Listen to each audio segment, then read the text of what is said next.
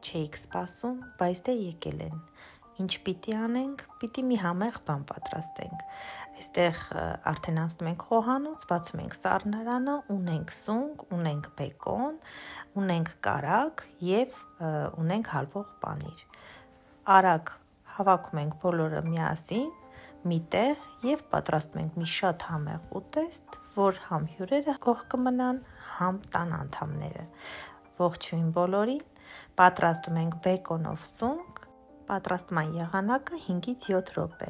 Շատ արագ սունկը կեղևա զրկում ենք, կեղևները մաքրում ենք, միջուկը փորում ենք, մեզ համեմունքներից անհրաժեշտ կլինի աղը եւ սև պղպեղը։ Մի փոքրիկ կտոր հալվող պանիր ենք դնում միջուկի մեջ, փորված հատվածում, մի կտոր կարագ, աղ եւ սև պղպեղ։ Փաթաթում ենք, կարելի ասել բարուր ենք անում բեկոնով, սիրելիներս, եւ տեղավորում ենք ճարպաջեռոցի մեջ։ Ջեռոցում նույնպես կարելի է պատրաստել։ Մինչև սունկը եփվում է, պատրաստում ենք այստեղ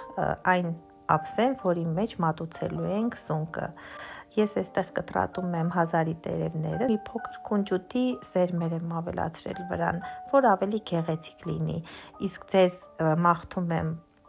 բարի դիտում, մեզ բարի ախորժակ, հուսամ բոլորդ կհավանեք իմ տեսանյութ, մոռացեք դնել հավանելու նշանը, դա ինձ համար շատ ավելի կարևոր է։ Շնորհակալ եմ դիտելու համար, շնորհակալ եմ իմ ալիքին միանալու համար։ Տեսություն, մինչ նոր տեսանյութի հանդիպում։